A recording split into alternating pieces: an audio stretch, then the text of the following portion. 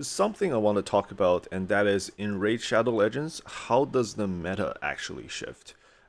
So one of the things with the and to discuss that properly is how does Plarium make money, right? And this is their money printing formula. Step one, they're just gonna release something that's outrageously overpowered.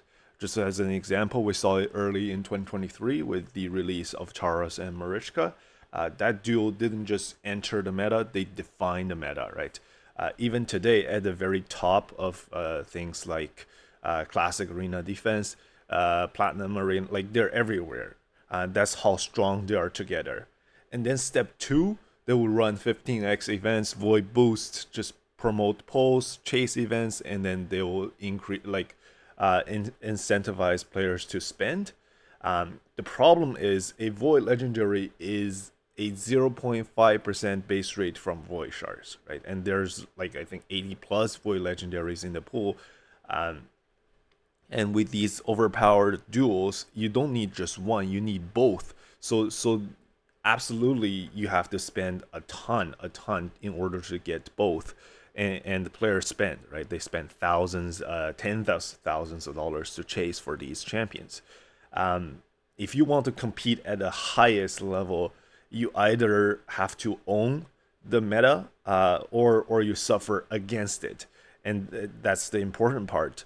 They don't nerf the overpowered champions.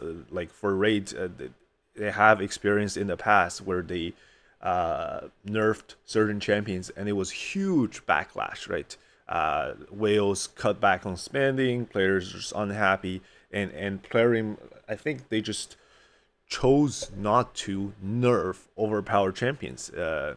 Like they really should check them before they release it in the first place. But after the release of overpowered champion, they very rarely nerf them. Because that would upset the whales and the krakens and break the spending confidence. So instead, what they do is they release a new, stronger answer that you also have to spend to get, right? Things like Narcissus and Akora.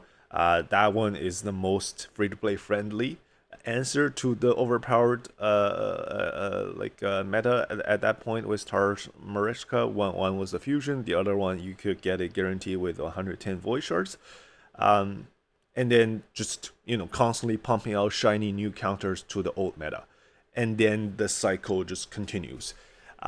There's tons of more examples of how Plarium have done this, right? Like think about champions like Armanz, right? Armanz was a what do you call that? Was a fusion, and for the anniversary, uh, crazy overpowered, right? And then to kind of instead of nerfing him, they didn't touch him at all. They did all of these extra things. Added polymorph. They added Wanda submission. They added a champion, I think, in the Sylvan Watchers, is it, or Shadowkin? Um, where is that champion? Colite, the Ash Arrow. Is it Shadowkin? It might have been Shadowkin. Hmm. Not seeing that champion. There he is. This champion is basically specifically designed to counter Armanz, right? Not like very well either, because you need him in like pinpoint at that time to counter Armanz. Um, but then Armanz can just open sheep in on another target. So like not very well, but that's what they do. They would specifically have a champion to counter whatever is meta. Same idea with Fabian, right? Fabian is another, like the following year they did uh, another anniversary fusion that's completely overpowered. That is Fabian, and then they added things like Mythicals to counter Fabian, Chronophage, and yeah, like things like that. And then for Hydra, even there's the Trunda teams. They were completely overpowered, And then what they did was, instead of nerfing, or like they reworked Trunda, but then it somehow made it a little bit worse. So for the Trunda teams, they just completely, ignored trying to rebalance Trunda, and instead they try to, you know, uh, do another champion that can compete with Trunda in terms of damage, and that's when you enter in Titus teams, right? With infinite shield stacking and just doing damage that way. And yeah, Hydra Clash is a mess. Chimera Clash is just because of these champions, right? They are like maybe 10, 20 times better than the next best team. So it's a complete mess. And then like mythicals are a problem, right? Mythicals are really really strong. They define the meta, and they just are completely overpowered. What did they do? Try to counter those. They added fatigue debuffs. They threw in Marius for everybody, and then more recently they have Solaner. Uh, it's just every time they introduce the problem, that becomes a meta, and then when that settles, they introduce something that forces banning again. And now what's happening is 9-piece Mercurial is looking very overtuned, and the real question is how long before we see something that ignores Total Guard entirely, right? Like we're already seeing things like the 6-piece deflection kind of deal a little bit with the Mercurial meta, but that one is not, in my opinion, not there yet, right? Not hard counter enough. So if history tells us anything, there's always a new answer to sell, and what is that gonna be like in terms of the long-term effect for the game? From a design perspective, like I think the power creep is very structural at that point. When you try to solve imbalance by releasing like stronger counters instead of tuning, and doing some rebalancing, nerfing some things that are maybe way overtuned for a little bit, you're really essentially creating like escalating damage ceilings, um, escalating survivability ceilings, more complex mechanics that layered on top of each other, and it's just power creep on top of power creep. And over time, this will lead to, I think, it'll make it harder to onboard new players. It'll create a bigger gap between the mid game and the end game players, and it will increase certain reliances on niche mechanics, right? The meta is going to be less about strategy and more about ownership. You either have it or you don't, and if you don't have it, you're gonna suffer, right? Um, and at that point, I think PvP would turn into some sort of like an arms race, instead of like how do I outplace this. It's more of, do I own the answer? Do I own the counter to this ridiculous thing that my opponent have? And there are only so many counters to a certain OP thing, and if they're locked behind a premium system, I think at that point skill matters a lot less. Roster depth matter a lot more, and spending matters most, which is what Plarium want. But that's not what the player wants. So that slowly shifts PvP from like more competitive, having like integrity, to like more of an economic aspect, and I don't like that, right? In terms of meta volatility, with all of these frequent hard counter releases, what that creates is like a shorter meta stability windows, and it's gonna create faster burnout, especially among high end players, because they spend so much trying to get whatever is the flavor of the month, and then in a couple months time a new thing comes along, and Mercurial just makes all of their I don't know, volcanoes no comet is like useless, and that's very discouraging, right? And all of these constant gear and rework cycles. So for players, that can feel very exhausting. What is that gonna do for Plarium side on the long term? Is there any business effects?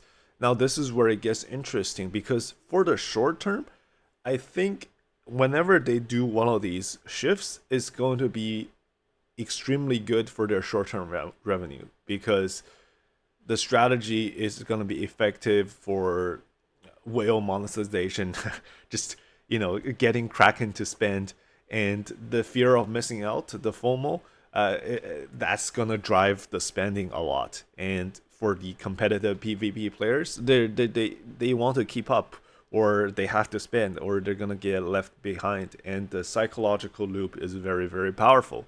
Um, there's OP champion, you suffer, they offer a limited time solution is very urgent. There's urgency needed. We've seen it with like those special offers that they offer in shop where there's like if you click the X you're never gonna see it again.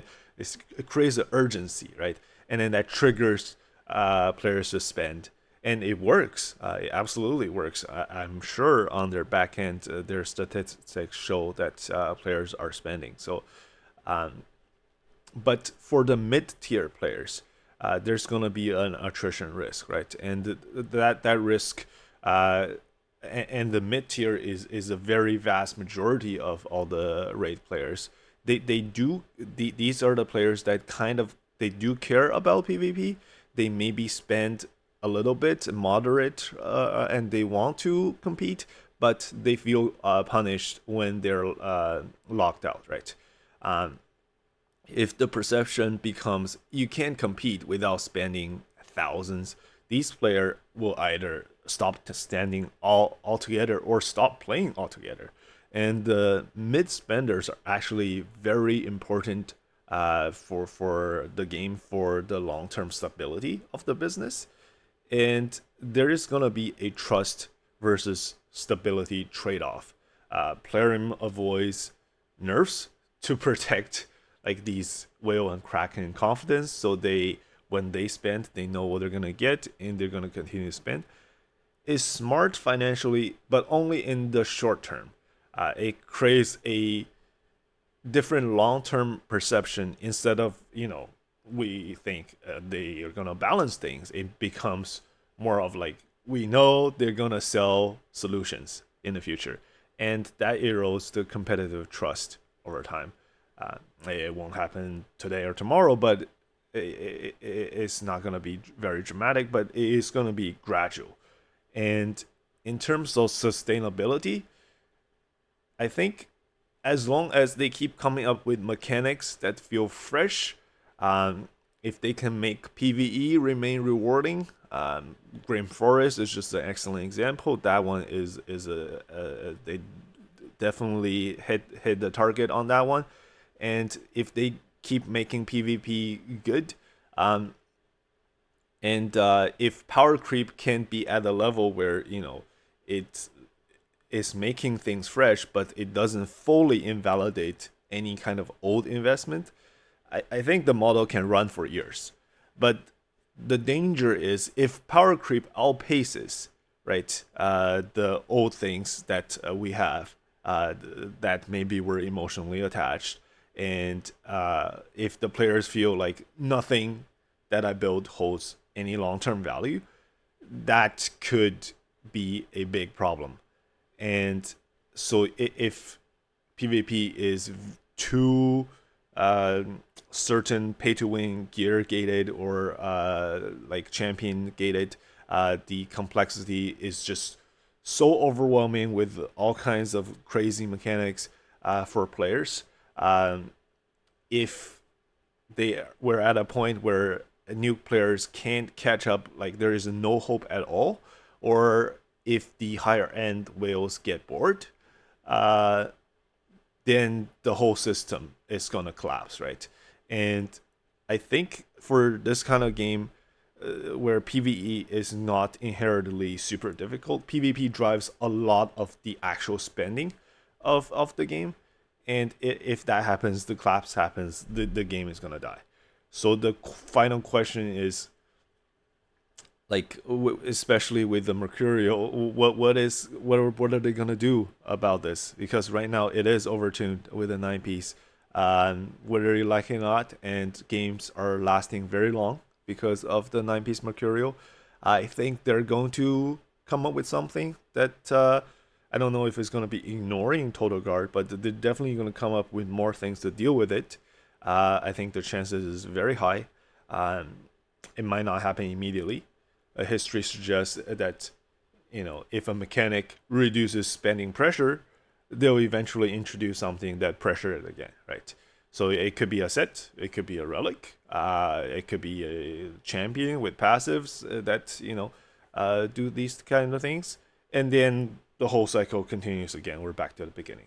So just a rant video. Let me know what your thoughts on this.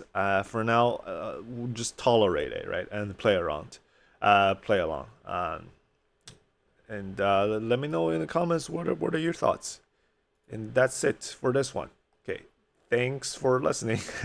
Bye now.